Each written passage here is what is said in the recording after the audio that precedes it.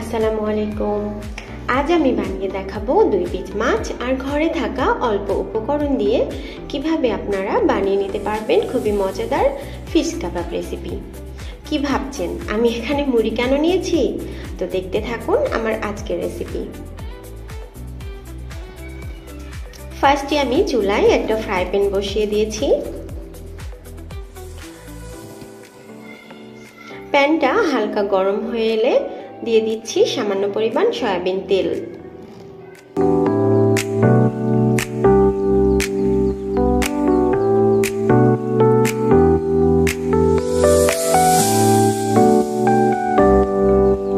তেল সামান্য গরম হয়ে গেছে, এখন আমি দিয়ে দিচ্ছি 1 বাটি পরিমাণ পেঁয়াজ কুচি। পেঁয়াজগুলো হালকা ব্রাউন কালার করে ভেজে নিব।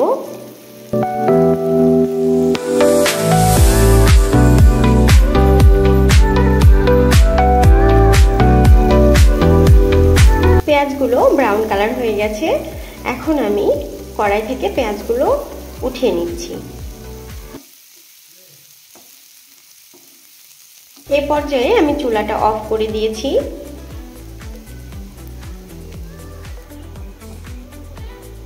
এখন সেই ফ্রাই প্যানে দিয়ে দিচ্ছি 2 পিস মাছ, 1 টেবিল চামচ পরিমাণ আদা রসুন পেস্ট, হাফ চামচ লাল মরিচের গুঁড়ো আর হাফ চামচ হলুদ গুঁড়ো। এখানে আমি প্রায় 1 টেবিল চামচ পরিমাণ লবণ ব্যবহার করেছি। আপনারা চাইলে আপনাদের স্বাদ মতো কম বেশি করে নিতে পারেন।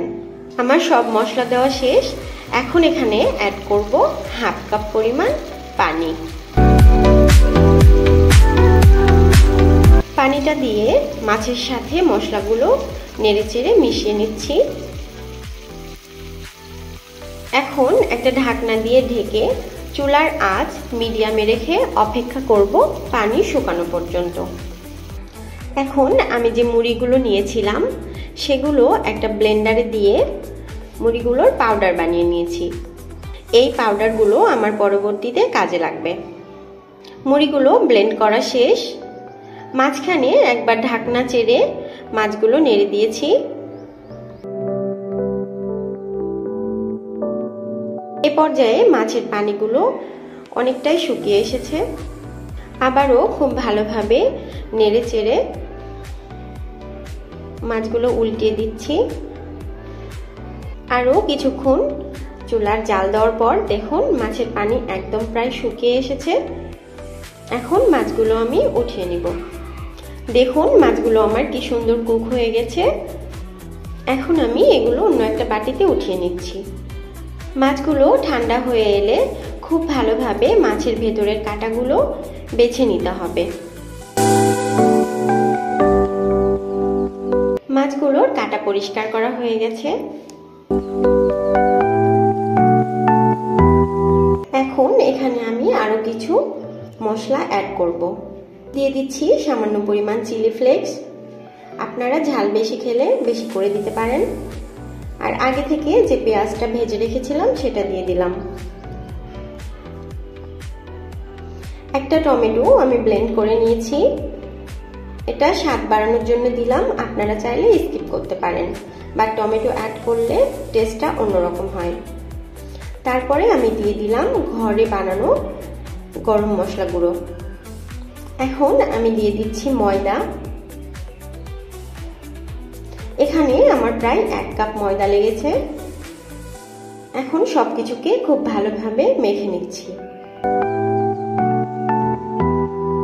মাছগুলো মাখানোর সময় যদি আপনাদের মনে হয় যে অনেক বেশি নরম হয়ে গেছে, তাহলে আপনারা বেসন অথবা ময়দা আপনাদের পরিমাপ মতো অ্যাড করতে পারেন।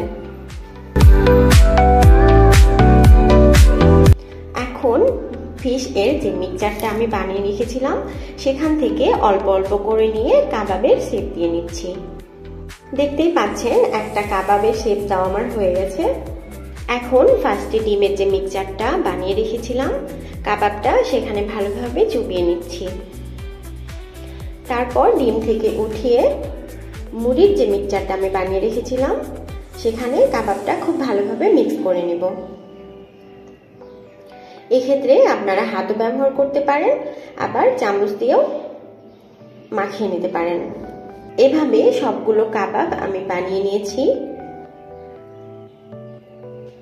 2 পিস মাছ দিয়ে আমার প্রায় 10 পিস কাবাব হয়ে গেছে।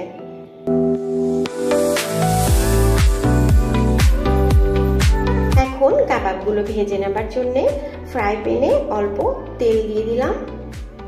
তেল হালকা গরম করে এক এক করে কাবাবগুলো ছেড়ে দিব।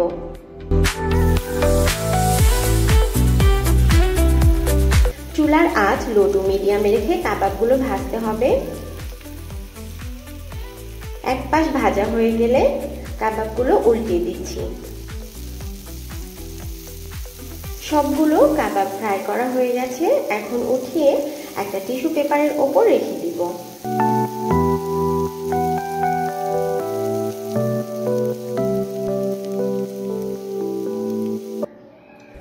এতে করে এক্সট্রা যে তেল থাকবে সেটা সোক করে নেবে।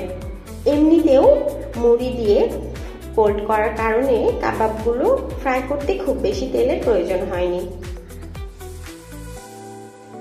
তো কাবাবগুলো আমার একদম রেডি হয়ে গেছে। আমি টমেটো সস আর পেঁয়াজের সাথে পরিবেশন করছি ফিশ কাবাব। আপনারা আপনাদের পছন্দের যে কোনো সসের সাথে পরিবেশন করুন মজাদার ফিশ কাবাব।